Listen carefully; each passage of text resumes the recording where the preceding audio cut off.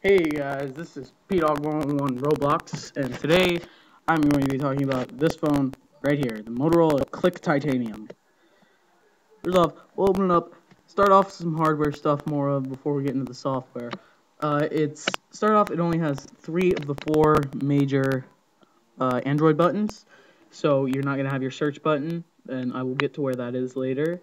On the right side, it has so you can see that has a camera button, just dedicated camera button, which is always nice. The power and lock button, which is on the side, which might seem a little weird at first, but quickly becomes easier to just hit that when you're done texting rather than press the top. Then on the other side, you have a micro USB port for charging there, and then the volume rocker and silent / ringer little click back and forth thing. On the back, you'll see it has a camera with no flash. I mean, you don't take that many pictures in the dark, at least I don't, so it'll do without a flash. As you can see by this little logo right here, this was a My Faves phone. If you are not switching to a new contract and you already have My Faves and you're just upgrading, you will still have that, but there will be no app for it. So let's kind of jump. One more thing, the light sensors are actually a couple more things on the hardware. There's some light sensors up here, standard on almost all smartphones, just to conserve battery with screen brightness during the day. Nice little Motorola symbol there, and then when you flip it open on the back, you can see it has the Moto Blur symbol that actually lights up. I don't know if you can tell it. It's kind of bright in this room. First off, right now this is running Android 2.2 Froyo. Now it comes standard with Android 1.6 Cupcake, but you can get a free update from Motorola.com, which takes about half an hour to put on. Really not a problem if you read the directions closely. Since it does have Moto Blur, it has all the Moto Blur widgets, which include, let me just open see, you have your Android widgets, so some standard ones like the MySpace widget. I have no idea how MySpace is incorporated on this phone because it's a little over a year old, so Facebook had completely moved in and pretty much taken out Android. But if you go to the Motorola widgets, you see it has nice little toggle bars. You can get some of these on the rest of the Android devices like the Airplane, the Bluetooth, your calendar, contacts, time and date, all these toggle things. But then the special ones like happenings really is just the quickest way of viewing everything going on MySpace, Facebook, Twitter, Foursquare, all that stuff. Messages, that's on most Android. The news, which is also nice, you can get it, you select USA Today, CNN, NBC, all those different places. Social status, so you can quickly just hit a widget and update your social status, not having to go any applications to do that.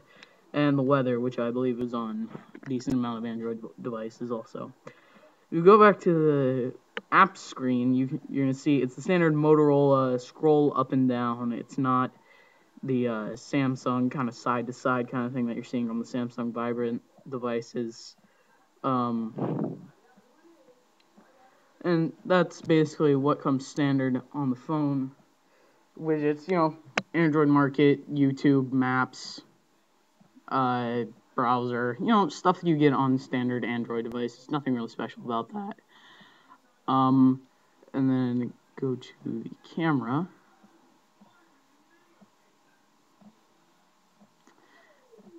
It's decent. It's 5 megapixels. You can tell it's taken from a phone, but it's decent. This is my second one. My first one got stolen, and both of them have had the same problem with the camera, is that the autofocus doesn't really seem to work well, especially on video.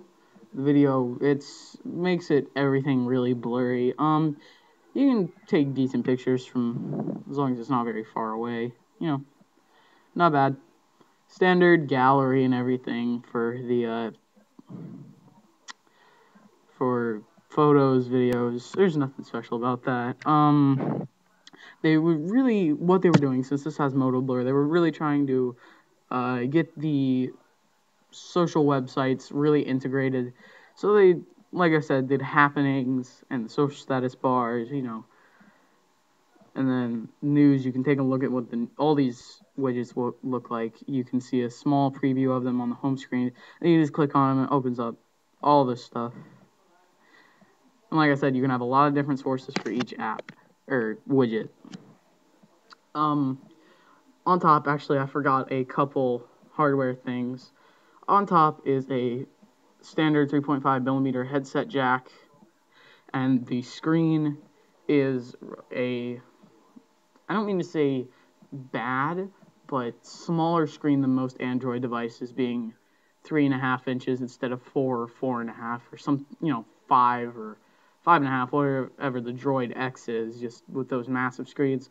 So it's gonna be a little more with the pixels. The pixels are gonna be a little more compact, so you do get kind of nicer background pictures and stuff. So that's kind of nice. Call quality is decent. I mean, it's not the best phone that I've ever had for calling, but it's still nice. It's pretty responsive most of the time. Sometimes it gets a little laggy. Never terribly bad for more than 30 seconds, but that happens with all phones. Especially touchscreen phones, just having to process data, and doesn't seem like a lot, but yeah, a lot goes into the touchscreen. One thing I found in it has a relatively poor battery life.